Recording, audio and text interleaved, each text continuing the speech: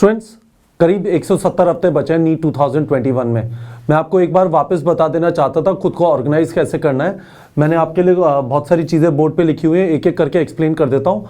पर अल्टीमेटली चीज़ यह है कि हमें एक जगह पे आ जाना है कि हमें अपनी लाइफ को मॉक टेस्ट के अराउंड बिल्डअप कर लेना है, क्योंकि अल्टीमेटली यदि आपके मॉक टेस्ट में नंबर आते हैं, आपका कॉन्फिडेंस बिल्डअप होता है, और वो कॉन्फिडेंस जब आप नीट के एग्जाम में लेके जाएंगे तो आपका परफॉर्मेंस अच्छा रहेगा। और यदि आपका मॉक टेस्ट में स्कोर अच्छा नहीं आ रहा है या आप मॉक टेस्ट दे ही नहीं रहे हैं तो कभी भी खुद में कॉन्फिडेंस नहीं आता और एग्जाम के टाइम पे जाके पैनिक हो जाता है।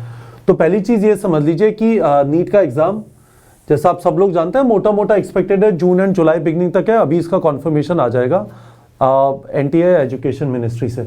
इसका मतलब करीब करीब 170 दिन, इसका मोटा मोटा 25 हफ्ते होते हैं, है ना। और 170 दिन का मतलब आप करीब 1700 घंटे पढ़ सकते हैं।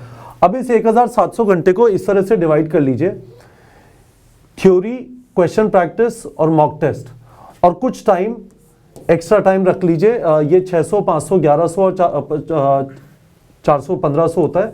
200 घंटे किसी जगह पे आपको एक्स्ट्रा कुछ करना है या आप कहीं पे डिले हो जाते हैं, उस चीज़ के लिए रख लीजिए, ठीक है।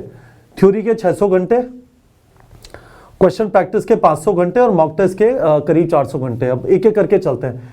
थ्योरी के 600 घंटे का मतलब मोटा मोटा ये होता है, यदि आपकी तैयारी अच्छी चल रही है, सिलेबस आगे चल रहा है, तो आप क्या करेंगे कि चीज़ों को रिवाइज करने में ज़्यादा टाइम देंगे, ठीक है।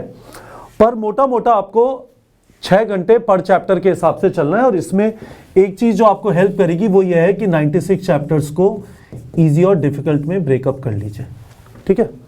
हमने इसी 600 घंटे के हिसाब से करीब 200 घंटे का जो हमारा शॉर्ट ड्यूरेशन रिवीजन कोर्स है, जो कल से अवेलेबल होगा, उसको भी बनाया है, जिससे आप बचे हुए टाइम, क्योंकि टाइम ऐसा नहीं है कि कम है, काफ़ी अच्छा टाइम अवेलेबल है। काफ़ी लोग जो रह गए थे पास पहुंच के, जो बचा हुआ टाइम है उसके अंदर जो आपका गैप है उसे आराम से फिल किया जा सकता है, ठीक है। तो ये दिमाग में कभी भी नहीं डालना कि टाइम नहीं बचा, टाइम काफ़ी है। बस मुद्दा यह है कि खुद को ऑर्गेनाइज करके टाइम वेस्ट ना हो। तो पहली चीज़ तो ये हो गई कि एवरेज 6 घंटे के आसपास में एक चैप्टर हमें खत्म करना है, उसका थ्योरी, ठीक है। हर एक चैप्टर पे करीब 5 घंटे का क्वेश्चन प्रैक्टिस देना है, तो 500 घंटा हो गया। मैंने जैसा बार बार बोला है, फिजिक्स केमिस्ट्री के चैप्टर में 100 क्वेश्चन, बायो के चैप्टर में 200 क्वेश्चन। यदि आपने बहुत सारे चैप्टर्स में ऑलरेडी ये प्रैक्टिस कर लिया है तो आपके पास जो मिनी क्वेश्चन बैंक है अचीवर कोर्स में, उससे प्रैक्टिस करिए, वो हेल्पफुल रहेगा। हमने अपने शॉर्ट ड्यूरेशन कोर्स में मिनी क्वेश्चन बैंक वाले क्वेश्चन डाले जिससे आपकी लिमिटेड क्वेश्चन प्रैक्टिस हो जाए। और उसके बाद 20 टेस्ट के 400 घंटे, ठीक है। ये 400 घंटे कहाँ से आ रहे हैं? 20 टेस्ट का मतलब 60 घंटे तो आपके टेस्ट लिखने में चले जाएंगे। अप्रोक्सीमेटली 12 से 13 घंटे आप टेस्ट से पहले उस टेस्ट का रिवीजन करेंगे, है ना।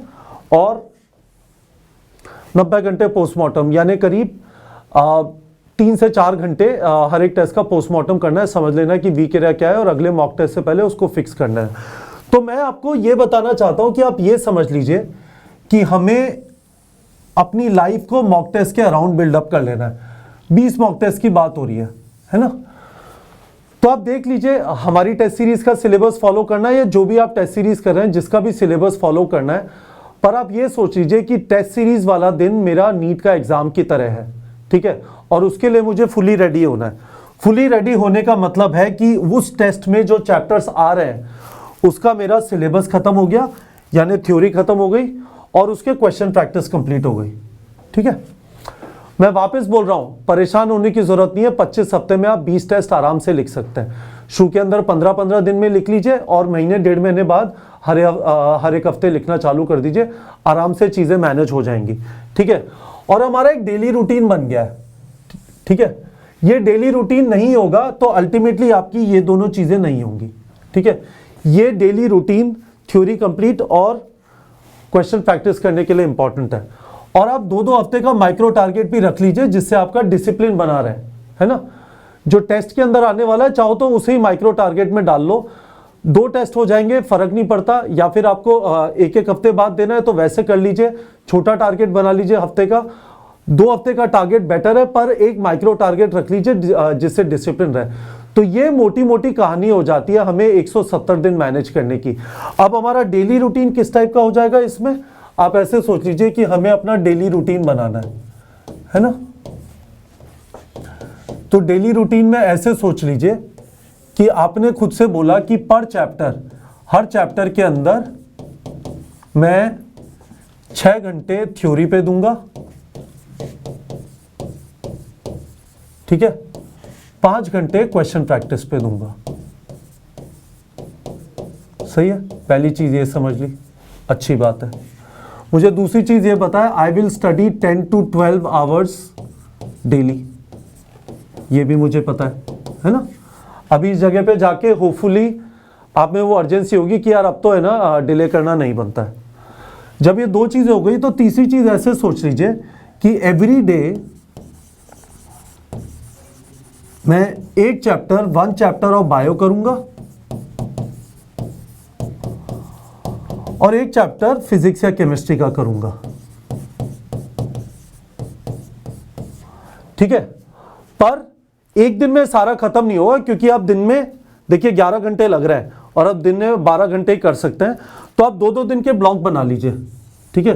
2 डे ब्लॉक, फिजिक्स बायो एक और बनाया, 2 दिन का ब्लॉक, फिजिक्स या केमिस्ट्री बायो एक और बनाया, है ना, फिजिक्स बायो, फिर एक और बनाया, केमिस्ट्री बायो, इस तरह से करते जाइए, है ना। 2-2 दिन का ब्लॉक बना लीजिए, 2-2 दिन में आपके 2-2 चैप्टर होते जाए, ठीक है। और ये वाला काम जो है ये आपको 5 दिन करना है, ठीक है। 5 दिन आपने ऐसे कर लिया,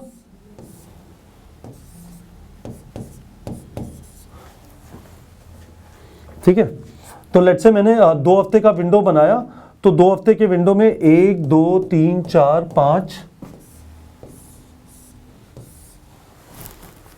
5 बना लिए मैंने, हाँ। तो 10 दिन हो गए हमारे, और एक और बना लिया केमिस्ट्री और बायो, ठीक है। और फिर 2 दिन आपने 2 डेज आपने टेस्ट के लिए रिवीजन किया, फिर टेस्ट दिया और फिर पोस्टमार्टम किया। तो ये आपका 14 दिन का हिसाब किताब बन गया, ये आपका टोटल 14 दिन का हिसाब किताब बन गया, है ना। इस तरह से करेंगे तो ये चीजें ऑर्गेनाइज हो जाएंगी, ठीक है।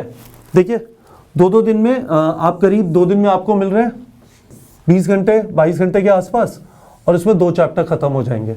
बायो को साथ में रखिए जिससे चीजें थोड़ी आसान रहे, और एक चैप्टर साथ में फिजिक्स या केमिस्ट्री का रख लीजिए। पर हर रोज ऐसा मत करिए कि एक दिन सिर्फ फिजिक्स पढ़े, एक दिन सिर्फ केमिस्ट्री पढ़े, एक दिन सिर्फ बायो पढ़े, थोड़ा मिक्स करके चलिए, ये मैं रेकमेंड कर रहा हूं। अल्टीमेटली उसके बाद आपको जो कंफर्टेबल होता है वो कर लीजिए, पर मोटा मोटा ये आपका डेली रूटीन हो गया। और इन 10 से 12 घंटे के अलावा आप जो करना चाहे करिए, रात को सोइए जरूर प्रॉपर्ली 7 घंटे के लिए, पर ये हमारी स्ट्रैटेजी हो सकती है, ठीक है। आप इस टाइम पे अपने से ये नहीं बोल सकते कि अब नहीं हो सकता। इस वीडियो का पर्पस यही है, चाहिए तो स्क्रीनशॉट ले लीजिए। इस वीडियो का पर्पस यही है कि मैं आपको ये बताऊं कि जो बचा हुआ टाइम है उसके अंदर बहुत सारी चीजें की जा सकती हैं बच्चों, ठीक है। तो आप अपने आप को मोटिवेटेड रखिए, एक प्लान बना लीजिए, जल्दबाजी मत करिए, और 170 दिन के हिसाब से इस तरह से करते जाइए। और एक इंपॉर्टेंट चीज जो मैं जरूर बोल रहा हूं वो ये है कि अपनी नजर उस मॉक टेस्ट पे रखिए जिसके लिए आप मेहनत कर रहे हैं, ठीक है। आपने मॉक टेस्ट के ऊपर नजर रख ली, उसके हिसाब से मेहनत की, मॉक टेस्ट दिया और धीमे धीमे स्कोर इंप्रूव कर रहा है, तो आपको सिग्निफिकेंट कॉन्फिडेंस आएगा। मेरे पास एक स्टूडेंट का फोन आया था, मैंने पहले भी आपको बताया था, हर एक मॉक टेस्ट में 200-200 नंबर का जंप एक्सपेक्ट मत करिए। आपका 20 से 30 नंबर का जंप हर एक मॉक टेस्ट में होना चालू हो जाएगा। एक बार आपका ये रूटीन बनना चालू हो गया। एक स्टूडेंट है तथागत नाम से, साउथ 24 परगना में, वेस्ट बंगाल में, उसका मेरे पास फोन आया था।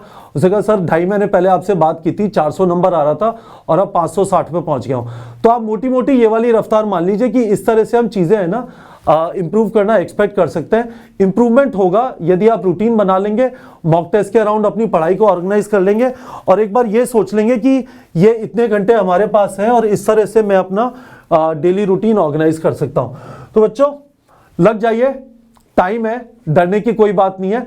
आराम से आप तैयारी करके नीट के अंदर अच्छा परफॉर्म कर सकते हैं। 1 मिनट के लिए रिजल्ट को भूल जाइए, आपके 650 आएंगे, 700 आएंगे, 600 आएंगे। अभी पहले अपने आप को ऑर्गेनाइज करना चालू कर दीजिए। वीडियो के कमेंट सेक्शन में बताइए समझ में आ गया क्या बोल रहा हूं, कर लेंगे खुद को ऑर्गेनाइज। और नहीं कर पा रहे, कुछ और इसके अलावा चैलेंज हो रहा है, वो भी वहां पे बता दीजिए, मैं कोशिश करूंगा वहीं पे उसका जवाब देने की। ठीक है बच्चों।